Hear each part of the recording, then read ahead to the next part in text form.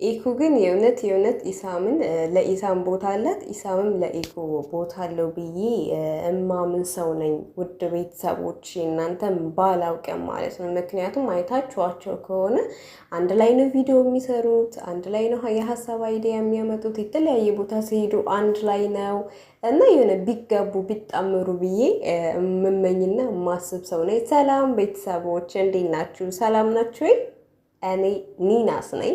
ዛሬ እንግዲህ ለየት ባሉ ሰዎች ነው የመጣሁት። እሱም ደግሞ እንዳያችሁት ኢሳምና ኢኩ ማለት ነው። ኢሳምና ኢኩ በጣም የምወዳቸው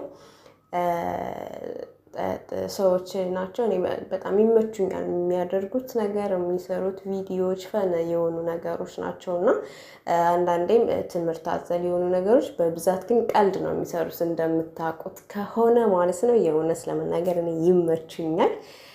ውድ ቤተሰቦች ኢሳምና ኢኩ ብዙ ጊዜ አንድ ላይ ነው ቪዲዮ የሚሰሩት፣ አንድ ላይ ነው በተለያየ ቦታ የሚሄዱት። ብቻ የሆነ አይታችኋቸው ከሆነ ተነጣጥለው አያውቁም እና እነዚህ ጥንዶች ቢጣመሩ ምርጥ ምርጥ ምርጥ ፋሚሊ አይወጣቸውም ብላችሁ ስላላችሁ የእውነት እኔ አንድ ላይ ቢሆን በጣም ደስ ይለኛል። ከዚህም በፊት እንግዲህ ኢሳም ስላለ ሌሎች ወንዶች ወደ እኔ አይቀርቡም ብላ ነበረ። አባይ ቲቪ ላይ ብዙ ነገሮችን ብላ ነበረ።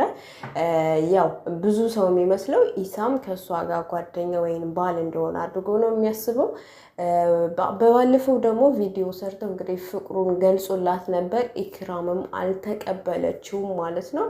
ውድ ቤተሰቦች ኢክራምና ኢሳምና ኢኩ አንድ ላይ ቢሆኑ ብላችሁ የምታስቡ ሰዎች እስኪ የእውነት ነው እኔ የምላቸው፣ እኔ ይመቹኛል በጣም በቃ የሌለ ነው የሚጸዱኝ ማለት ነው። ውድ ቤተሰቦች አንድ ላይ ቢሆኑ በቃ አለ አይደለ ብቻ አላውቅም። አስባችሁታል? ረጅም ዓመት እንደዚህ በአንድ ላይ ሆናችሁ ምናምን ነገር ለመለያየት ራሱ የሆነ የሚከብድ ነገር ነው። ለምሳሌ እሱ ትዳር ቢያስብ አንድ ላይ የኖሩ ሰዎች ወይም አንድ ላይ የሚተዋወቁ ሰዎች ትዳር ይመሰርታሉ እያልኩኝ አይደለም፣ ግን ከነሱ አንጻር ራሳቸውን እስኪያስቡት አንድ ላይ እንደዚህ ተቀራርባችሁ ማንነቱን ያወቃችሁ ማንነቷን ያወቃችሁ ብዙ ነገሮችን ብዙ አይዲያዎችን ብዙ ስራዎችን አንድ ላይ እየሰራችሁ ከዛ ከሰው ጋር መለያየት የሆነ ስሜት ይኖረዋል። ብቻ አላውቅም እንደዛ ነገር እና ኢኩና ኢሳም እኔ አንድ ላይ ቢሆኑ ብዬ እመኛለሁ ማለት ነው። በባለፈው እንግዲህ የፍቅር ጥያቄ አቅርቦላት ነበረ።